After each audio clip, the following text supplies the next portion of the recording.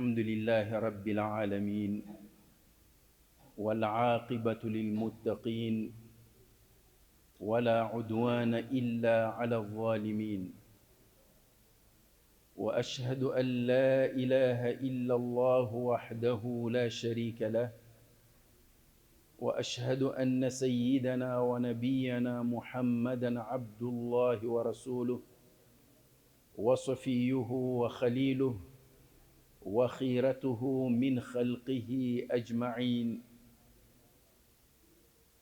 اللهم صل وسلم وبارك على هذا النبي الكريم وعلى آله وأصحابه الغر الميامين وعلى الذين اتبعوهم بإحسان إلى يوم الدين. أما بعد. Estimados irmãos,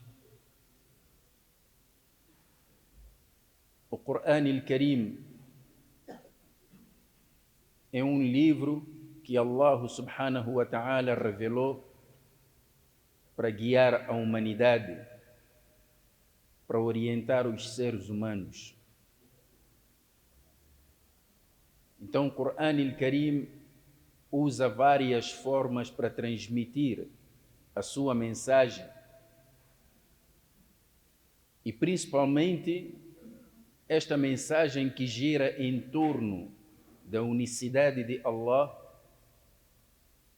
em torno do Iman, que é o propósito pelo qual o ser humano foi criado e trazido para esta vida, que é a concretização e a realização desse Iman.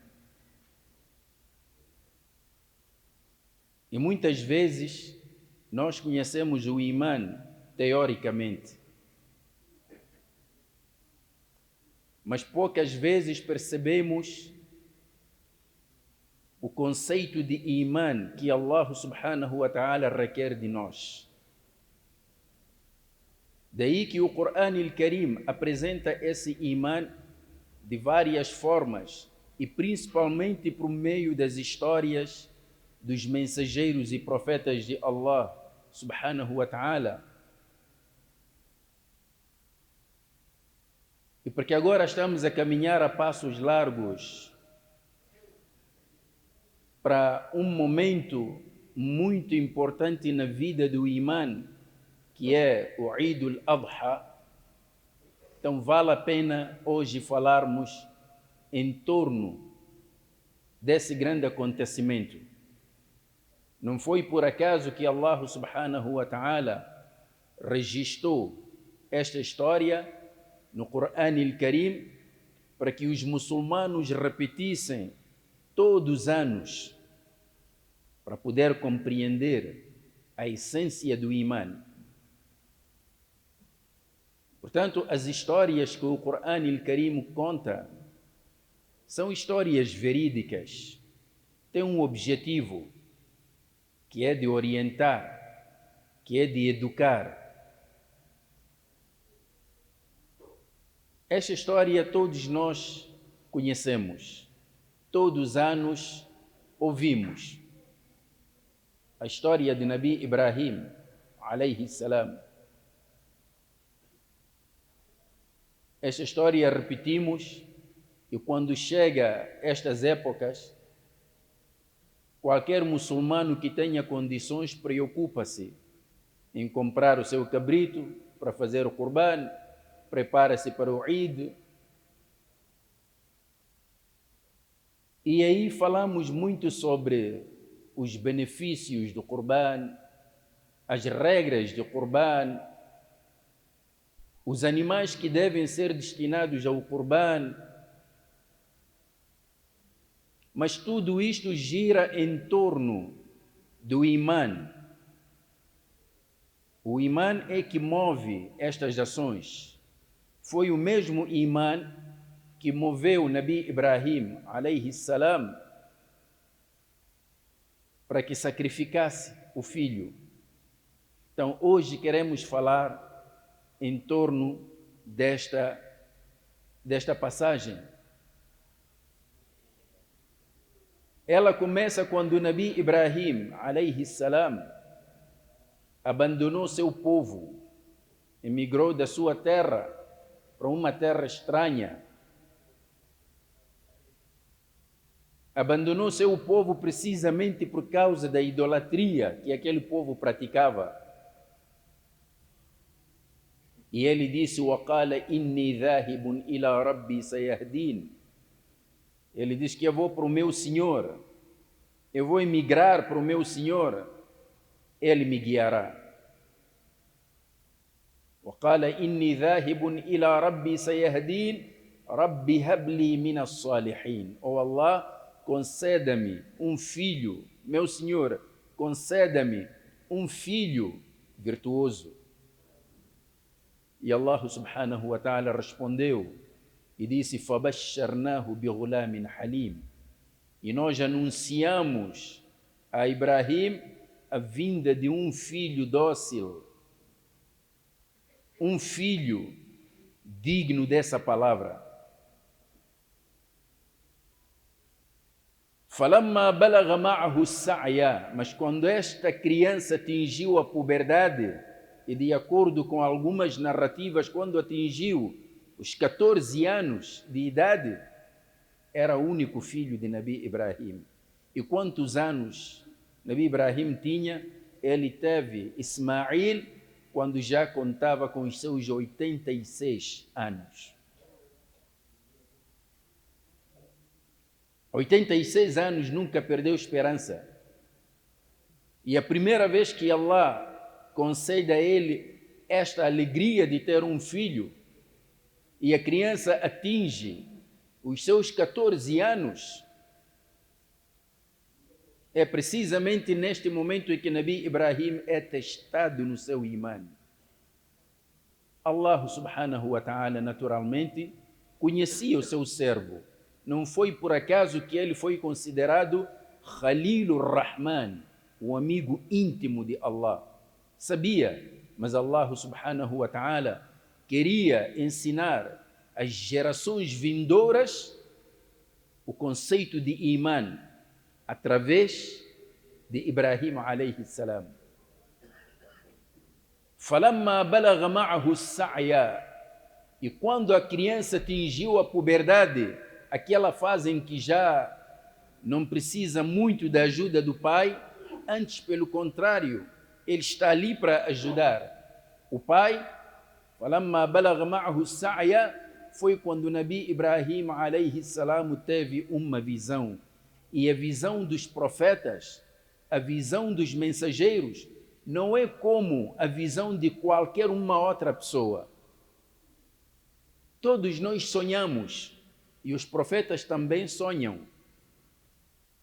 Mas o sonho de um profeta, o sonho de um mensageiro, não é igual ao meu sonho, ao seu sonho e ao sonho de qualquer outra pessoa.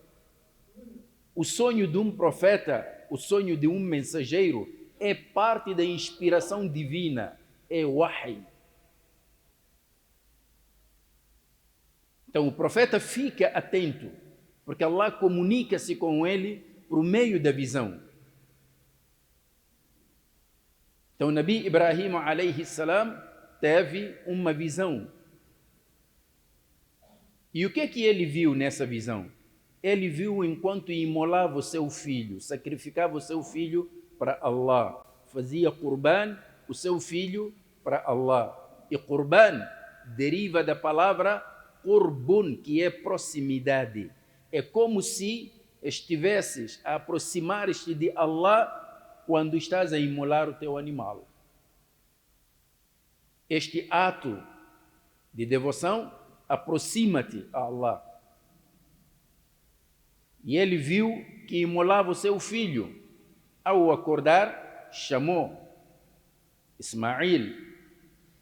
E ele, do outro lado: pai, estou aqui, precisas de alguma coisa? Inni ara fil manami anni adhbahuka fanzur madha tara. Eu tive uma visão, vi em sonho, enquanto imolava-te. Fanzur madha tara. Veja que é que tu achas? E o filho rapidamente, sem hesitar,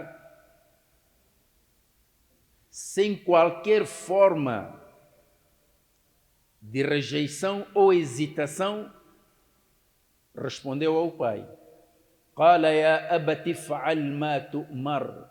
Ó meu pai, faça aquilo que te é ordenado. O filho percebeu que esta é uma ordem.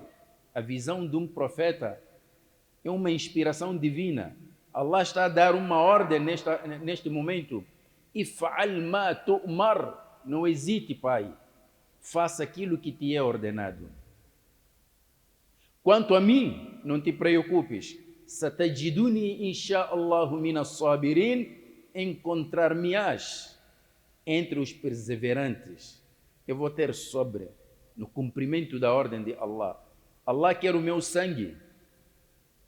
Então faça o que te é ordenado. Estimados irmãos, o teste começa a partir daqui. E o conceito do Iman começa a partir daqui. Então, o nosso foco agora é nos versículos que vêm a seguir. Quando Allah subhanahu wa ta'ala diz: فَلَمَّا أَسْلَمَ وَتَلَّهُ لِلْجَبِينِ وَنَادَيْنَاهُ أَيَّ إِبْرَاهِيمُ قَدْ صَدَّقْتَ الرُّؤْيَا إِنَّا كَذَلِكَ نَجْزِي الْمُحْسِنِينَ. فَلَمَّا أَسْلَمَ. E quando ambos se submeteram, وَتَلَّهُ لِلْجَبِينِ, e ele virou o filho de rosto para o chão. وَنَادَيْنَاهُ أَيَّ إِبْرَاهِيمُ, e naquele mesmo instante chamamos: ó Ibrahim, قَدْ صَدَّقْتَ الرُّؤْيَا, tu confirmaste a visão, confirmaste o sonho.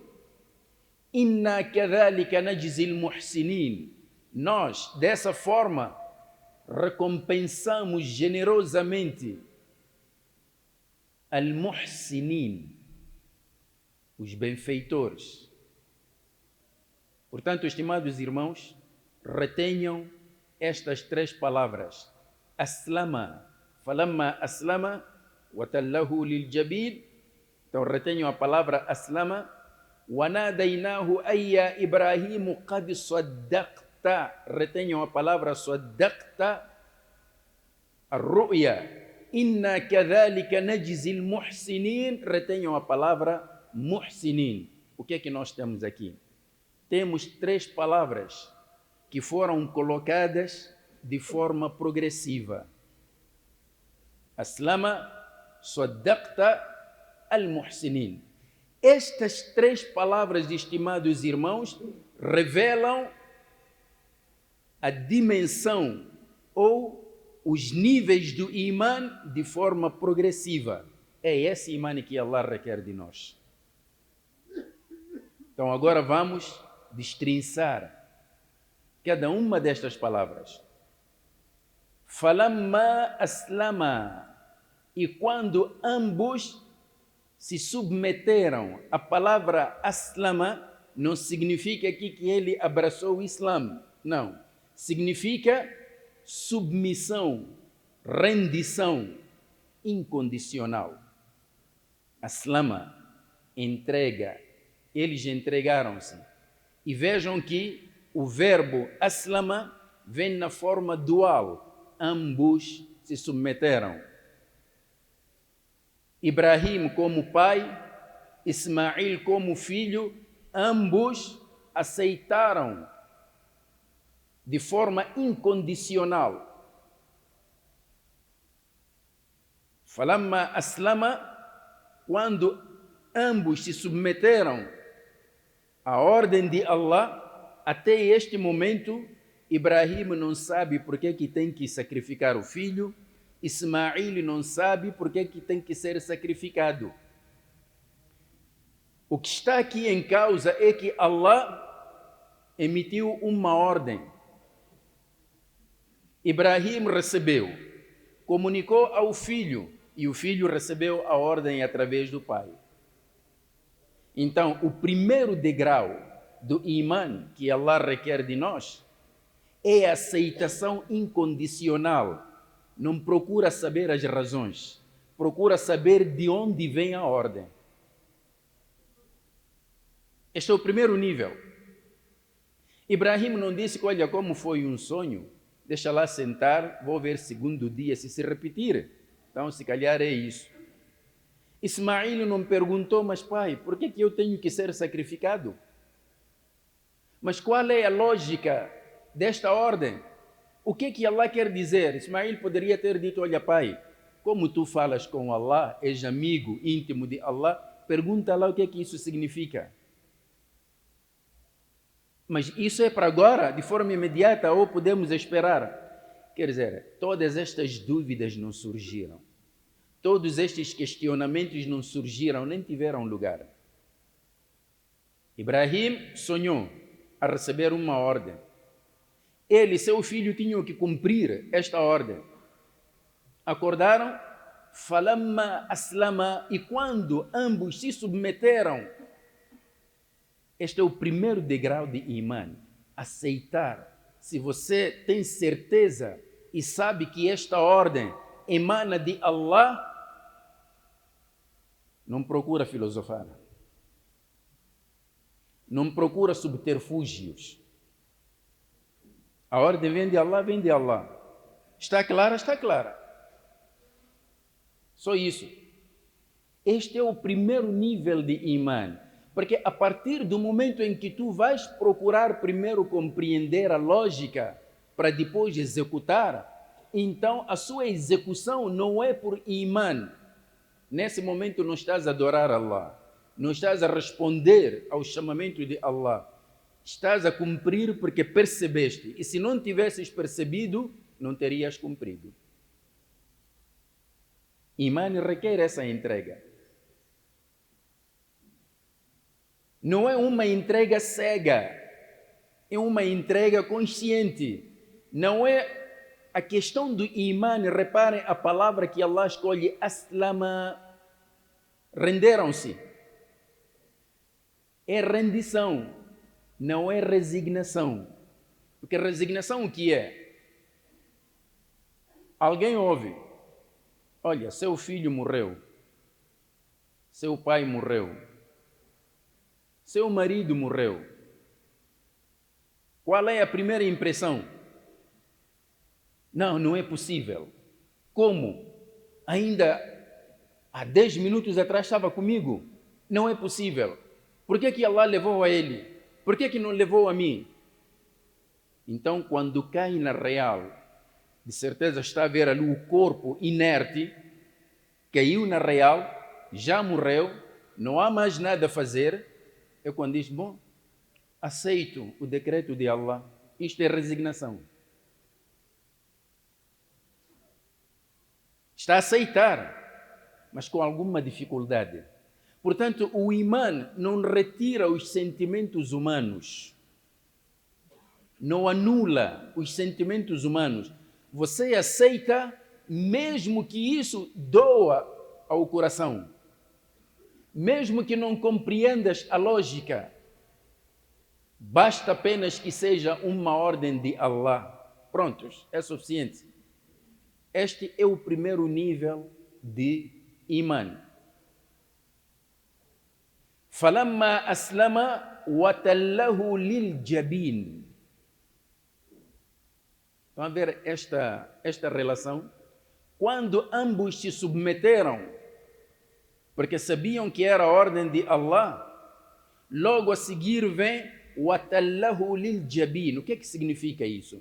Tallahu liljabin quer dizer, Ibrahim pegou no filho, colocou-lhe no local do sacrifício e virou seu rosto para o chão. Isto é ato. Este ato veio logo a seguir de ter se submetido à ordem de Allah. Quer dizer, a ordem que ele recebeu já está agora na fase de execução. Esta é a razão porque é que logo a seguir vem وَنَادَيْنَاهُ أَيَّا إِبْرَاهِيمُ قَدْ صَدَّقْتَ الرُّؤْيَا. Nesse instante mesmo, Ibrahim virou o filho com o rosto para o chão, pegou na faca, já estava para degolar. Foi quando então recebeu o chamamento de Allah, وَنَادَيْنَاهُ, e nós o chamamos-lo. Ya Ibrahim, قَدْ صَدَّقْتَ الرُّؤْيَا, tu confirmaste a visão. Este é o segundo nível do Iman. Já saímos de Aslama, agora estamos no Saddaqta, confirmaste. Há uma regra na língua árabe que diz assim: Kullu ziyadatin fil mabna tadullu ala ziyadatin fil ma'na.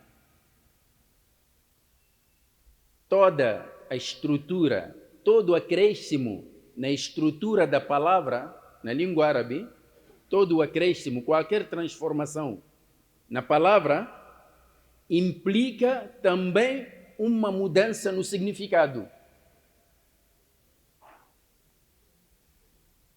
Exemplo disso é esta palavra, Saddaqta. Esta palavra vem sem o shadda, seria sadaqa. Não é sadaqa aquele que a gente tira, caridade. Sadaqa quer dizer quando se é veraz. Sadaqta, disseste a verdade. Como Jibril disse ao Nabi alayhi salatu wassalam no hadith, quando perguntou-lhe acerca do Islã e acerca do Iman. E o Nabi disse, o Iman consiste nisto, o Islã consiste nisto. Ele disse, Sadaqta, falaste a verdade. Aqui é diferente. Diz Saddaqta ar-ru'ya. Estimados irmãos, qual é a diferença entre Saddaqta ar-ru'ya ou Saddaqta ar-ru'ya? Esta é a razão por que traduzimos esta palavra por confirmaste. Não acreditaste. Porque alguns poderiam pensar assim, Ya Ibrahim, ou Ibrahim, qad saddaqta ar-ru'ya, tu acreditaste no sonho. Não é só uma questão de acreditar. Porque acreditar é um ato interno. No fundo, lá dentro do seu coração, dentro do seu pensamento, você sabe que isto é verdade. Mas quando Allah subhanahu wa ta'ala diz, saddaqta, tu confirmaste, isto é, a ordem que recebeste, a convicção interna que produziste com a submissão, transformaste num ato real. Quer dizer, saddaqta, tu pegaste na submissão e transformaste de forma plena numa ação concreta. Ibrahim não ficou apenas com ele, não, tu só acreditaste no sonho, não é? Aceitaste o sonho e acabou por aí. Mas este imã foi transformado numa ação concreta de forma imediata. Saddaqta. O shadda, esta forma intensiva do verbo de sadaqa para saddaqta, significa que confirmaste a tua fé, o teu imã interior, com uma ação externa concreta.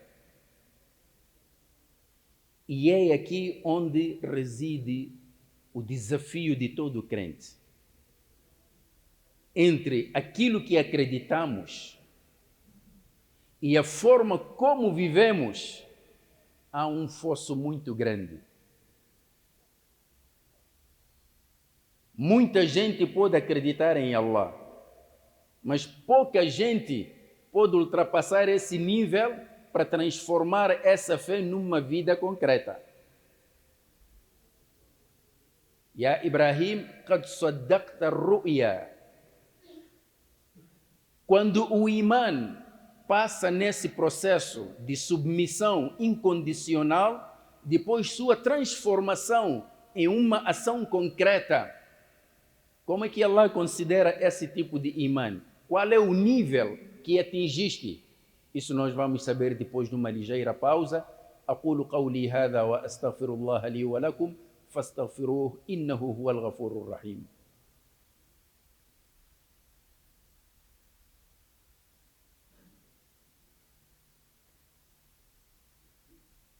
الحمد لله رب العالمين والعاقبة للمتقين ولا عدوان إلا على الظالمين، وأشهد أن لا إله إلا الله وحده لا شريك له، وأشهد أن سيدنا ونبينا محمدا عبد الله ورسوله.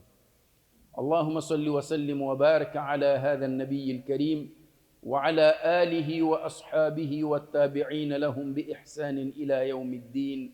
أما بعد. Respeitados irmãos, quando o imã passa por estes níveis que acabamos de explicar, atinge o seu cume, seu estágio mais alto. E esse cume, esse estágio mais alto do imã, chama-se ihsan, a excelência de imã. Agora já podem ver, estimados irmãos, que tipo de imã Allah requer de nós.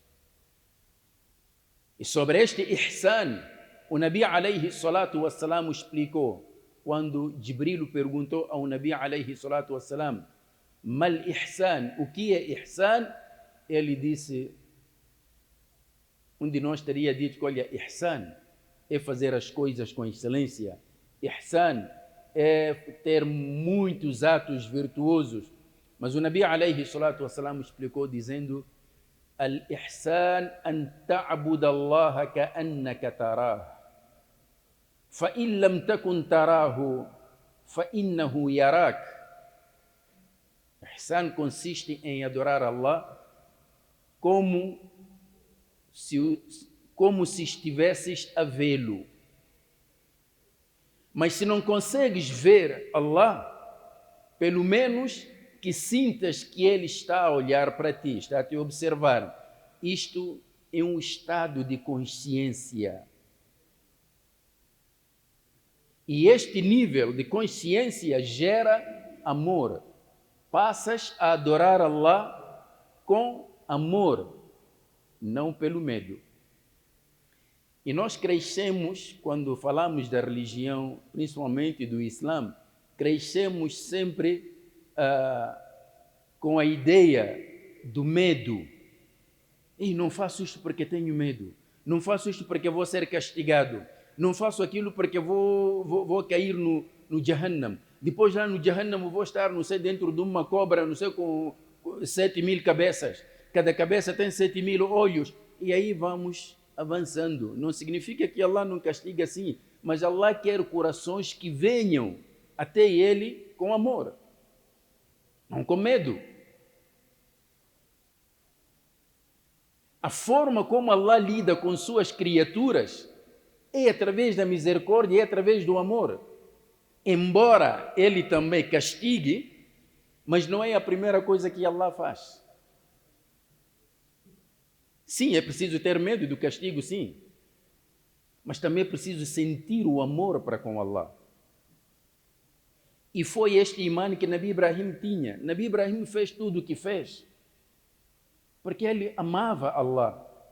Como é que nós podemos alcançar este nível de amarmos Allah mais do que qualquer coisa? Esse é o grande desafio de todo crente.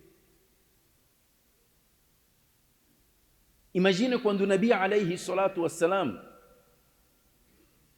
colocava-se na chuva, logo quando chovesse, as primeiras gotas que atingiam a terra, o Nabi alayhi salatu wassalam gostava de se colocar debaixo dessas gotas e ele todo satisfeito.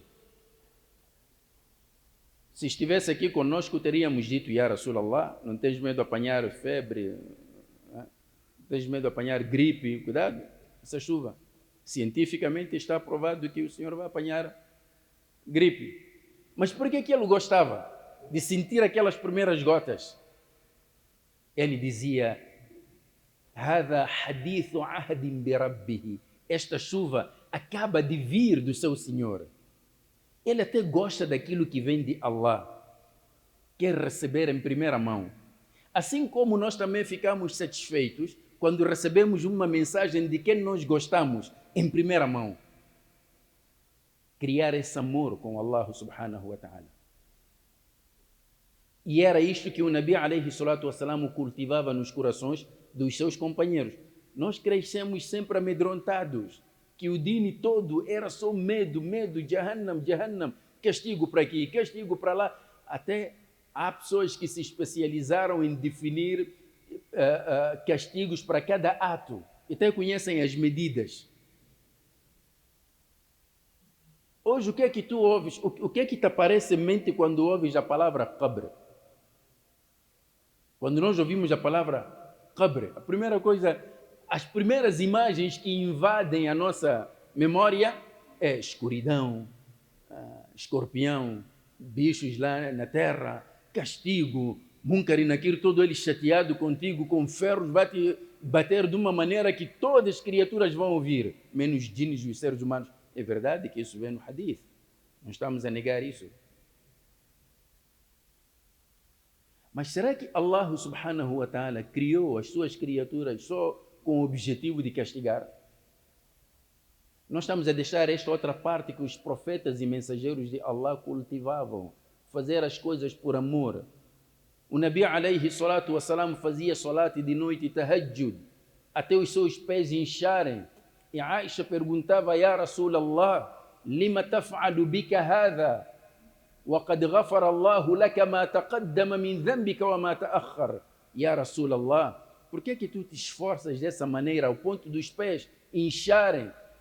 Allah já perdoou teus pecados, todos. Quer dizer, tu tens a garantia do Jannat. Para que mortificar-se tanto? Estão a ver a resposta que o Nabi alayhi salatu wassalam deu? Não disse, Aisha, eu tenho medo. Não. Às tantas Allah pode mudar de ideias. Não. Só disse, Aisha, tu, afala akunu abdan shakura? Eu não posso ser um servo grato. Estou a fazer o que faço como uma forma de agradecer a Allah pelas inúmeras dádivas com que Ele me agraciou. Allah dá-nos o ar que nós respiramos. Allah dá-nos o sol que nós precisamos.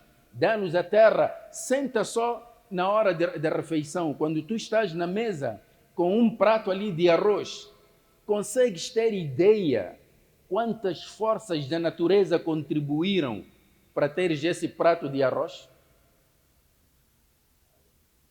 A terra que Allah criou, a semente do arroz que Allah criou, e alguém foi lá depositar, pessoa que você nem conhece, alguém trabalhou lá, capinou, precisou do sol, precisou da chuva, precisou da terra, precisou de fertilizantes, tudo aquilo, depois ele fez todo o trabalho, depois chegou o tempo da colheita, vieram pessoas para colher, colheram aquele arroz, mandaram para a fábrica para descascar o arroz, dali então trouxeram arroz perfumado, são caminhões e caminhões que trouxeram nos contentores, colocaram na loja. Depois tu saíste e foste lá comprar arroz limpo, trouxeste para casa, alguém estava lá em casa, preparou, cozinhou aquilo tudo perfumado, depois colocou na mesa, quer dizer, na mesa, o arroz todo cheiroso, você está a comer. Estás a ver quantas pessoas Allah colocou ao teu serviço? Se Allah fosse te mandar fatura por cada uma daquelas pessoas, e ainda mais, o arroz que você consumiu entrou no seu organismo, o organismo começou a trabalhar, partes benéficas do corpo foram absorvidas, e aquilo que depois já não tem utilidade nenhuma, Allah criou um mecanismo para evacuação, e depois da evacuação você ainda sentiu um alívio, e Allah só te pediu só para dizer Alhamdulillah, nem isso consegues fazer. Por isso mesmo o Nabi dizia, afala akunu abdan shakura. Eu adoro Allah porque sou grato a Ele. Eu esforço-me em compreender o Iman e tentar viver o Iman, porque sou grato a Allah, porque eu amo Allah. O que eu seria sem Ele? Então, Nabi Ibrahim não fez o que fez porque alguém veio amedrontar. Não. Ele fazia por amor. Este filho foi uma dádiva de Allah. Portanto, estimados irmãos, a história de Nabi Ibrahim ensina-nos isto. Portanto, qualquer um agora que for já preparar o seu cabrito para ir lá fazer o Qurban, tem que se lembrar de tudo isto. É o imã que move. Enquanto outros só pensam na carne, para fazer almoço, fazer braai e tudo isso, mas tu tens que pensar que, olha, mesmo este animal que eu consegui, há tantos outros que não conseguiram, mas Allah deu-me capacidades, consegui e deu-me possibilidade de fazer Qurban. É uma dádiva. Não posso ser grato a Allah? Então, o que é que Allah requer de mim? Então, é este imã que deve nortear a nossa vida. É verdade que é um desafio, é um esforço, é preciso a pessoa esforçar-se. Este imã não vem num momento só de tranquilidade e paz. Reparem a aprovação de Nabi Ibrahim. Às vezes, as exigências do imã trazem-nos coisas que até a nossa própria alma não suporta. Mas, conforme dizia, o imã não anula os nossos sentimentos. A aprovação pode doer, a ordem pode doer, pode pesar, mas o amor que eu sinto por Allah pesa ainda mais. Então, o imã ensina-nos a colocarmos Allah acima dos nossos sentimentos, acima das nossas prioridades, acima do nosso ego e dos nossos desejos. É esse tipo de imã que Allah requer e é esse tipo de imã que Allah mandou Nabi Ibrahim alayhi salam para vir nos ensinar na história do sacrifício. São estes significados que nós devemos levar neste Eid, antes de pensarmos só na carne para consumir. Que Allah subhanahu wa ta'ala abra o nosso entendimento, que Allah nos dê a graça de saborearmos o imã, sentirmos a doçura do imã e adorarmos Allah com o amor, mais do que com medo. Allahumma inna nas'aluka wa anta khayru mas'ul أن تنصر الإسلام وتعز المسلمين اللهم أرنا الحق حقا وارزقنا اتباعه وأرنا الباطل باطلا وارزقنا اجتنابه وارض اللهم عن الأربعة الخلفاء الراشدين الحنفاء أبي بكر وعمر وعثمان وعلي عليهم سحائب رضوان الله وعلى سائر الصحابة أجمعين عباد الله إن الله يأمر بالعدل والإحسان وإيتاء ذي القربى وينهى عن الفحشاء والمنكر والبغي يعظكم لعلكم تذكرون قوموا إلى صلاتكم يرحمكم الله وأقم الصلاة. O dobro da velocidade? Sem limites? E sem custos adicionais? Sim, é na TV Cabo, sempre ligados. Água que é água, sente que é água, bebe que é água, Natura é água que é água, Natura é natural, essencial, original, água mineral. Natura, a água 100% mineral em garrafão de 18,9 litros. Entrega gratuita.